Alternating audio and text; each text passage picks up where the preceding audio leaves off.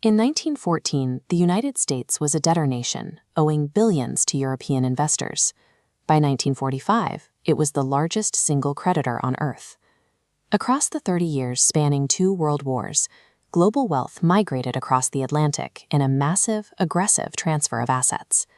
The ascent of the American empire relied heavily on industrial capacity, but its permanence was secured through a deliberate, calculated financial takeover of its own allies. Following the money through this specific window of time reveals exactly how the US dollar became the absolute center of gravity in modern global geopolitics. In early 1914, London ruled global finance. The American economy was massive, but it remained predominantly domestic, relying heavily on foreign capital to fund its internal growth. When the conflict erupted, European investors panicked.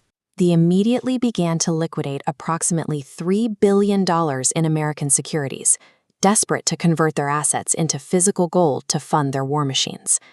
This chart shows paper money expansion in major European economies between 1914 and 1919. The massive blue bars represent catastrophic spikes in currency volume as governments printed unbacked money for militaries. This diluted purchasing power, forcing European states to seek extensive credit outside their borders. While Europe's production capacity collapsed under artillery fire, American industrial output remained pristine. The United States stepped in to serve as the primary global supplier of both food and munitions. Initially, private American banking syndicates, led by figures like J.P. Morgan, capitalized on the crisis by issuing immense loans directly to the Allied governments. By 1919, the global balance sheet had flipped. The United States transitioned from a capital importer into the world's preeminent creditor, holding nearly $11 billion in Allied debt. Financial gravity had moved from London to New York. When the fighting ended, European survival was inseparable from American credit, leaving the continent's major powers in a position of profound financial obligation to Washington. 2 decades later, as the Second World War escalated, President Roosevelt declared that the United States must become the arsenal of democracy. What followed was a domestic industrial mobilization on a staggering scale. The government financed the rapid expansion of industrial capacity, converting thousands of civilian factories to fill military orders.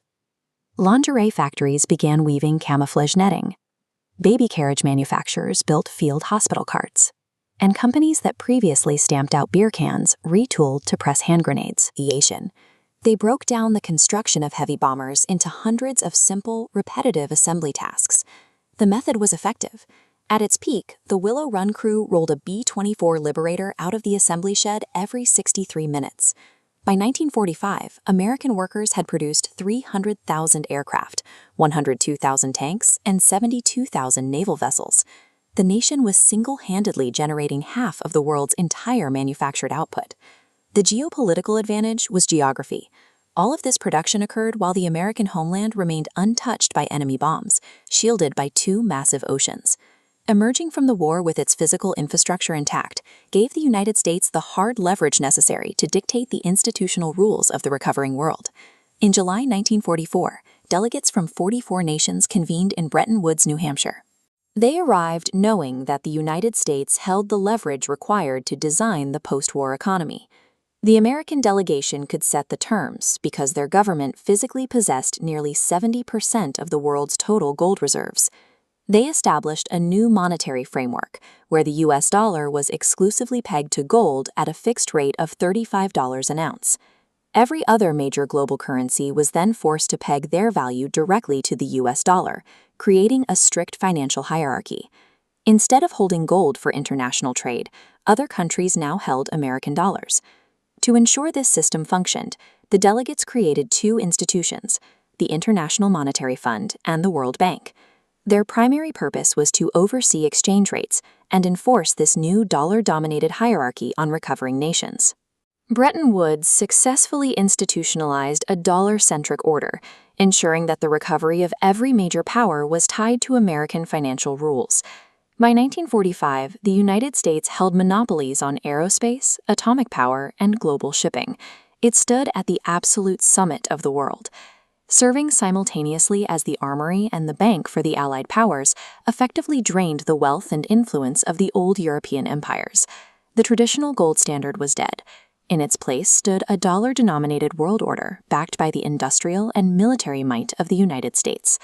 But acquiring the greatest financial empire in history was only the first step. Maintaining it would require entirely new strategies. Let us know in the comments which era of dollar dominance we should explore next.